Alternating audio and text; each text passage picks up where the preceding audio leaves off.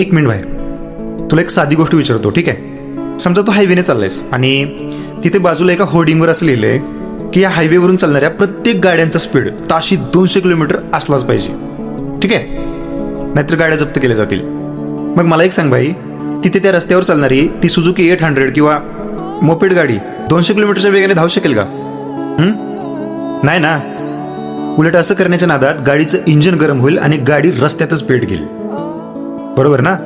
पण आज सोशल मीडियावर काय चालू आहे माहिती आहे का? तू इंस्टाग्राम उघड, यूट्यूब उघड, काही उघड, 12-15 वर्षाची पोरं येतात आणि ओरडून सांगतात की तू 24व्या वर्षी करोडपती झाला नाहीस, तू अजून 15,000ची नोकरी करतोयस का? अरे मित्रा, तू तुझं आयुष्य वाया घालवतोयस. नोकरी सोडा, ट्रेडिंग करा, ड्रॉप शिपिंग करा आणि महिना 5-5 लाख रुपये कमवा, आहे की नाही? जणू काय या जगात जन्म घेण्याचा एकमेव उद्देश फक्त नोटा छापणंच आहे. असं नसतं भाई, असं नसतं. या फेक इंटरनेटच्या दुनियेत आपल्या साध्या सरळ मराठी मुलांच्या डोक्यात ना एक भयंकर डिप्रेशनचा रोग भरलाय.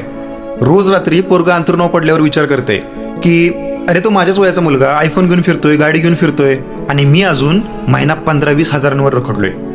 मग मी नालायक आहे का? नाही बाई, स्वतःला दोष देत बसू नको. इंटरनेटवर या सोशल मीडियावर दिसणारं 90% आयुष्य हे फक्त दिखावा आहे. तो कोणी जो 24व्या वर्षी करोडपती झालेला दिसतोय ना, त्या एकाच्या मागे 99 लोक कर्जबाजारी होऊन रस्त्यावर आलेले असतात, जे की या स्क्रीनवर कधीच दाखवलं जात नाही, ठीक आहे?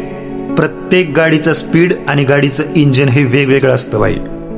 जर तू प्रामाणिकपणे नोकरी करून किंवा एखादा छोटा मोठा बिझनेस करून महिना 15 ते 20 हजार रुपये कमवत असशील ना, आणि त्याच पैशात तुझ्या आईबापाच्या चेहऱ्यावर समाधान येत असेल, तुझ्या घरात तुला रात्रीची शांत झोप लागत असेल, तर तू या जगातला सगळ्यात मोठा सक्सेसफुल माणूस आहेस, लक्षात ठेव. त्या सोशल मीडियावरच्या फेक गुरुजींच्या नादाला लागून स्वतःच्या सुखी आयुष्याला आग लावून घेऊ नको. सगळ्यांनाच वयाच्या 24व्या वर्षी मर्सिडीज मिळत नसते आणि त्याची गरजही नसते. ते स्क्रीनवरचं प्रॉफिट बघून स्वतःला दोष देऊ नको भाई. ऐक माझं, तुझा स्पीड तुझा आहे. तू जसा आहेस, जिथे आहेस तिथे खुश राहायला शिक. माइंडसेट तर हा बदलावा लागेल. त्या रील्सवरच्या खोट्या श्रीमंतीतून बाहेर पडावं लागेल आणि स्वतःच्या खऱ्या शांततेचा आदर करावा लागेल, ठीक आहे?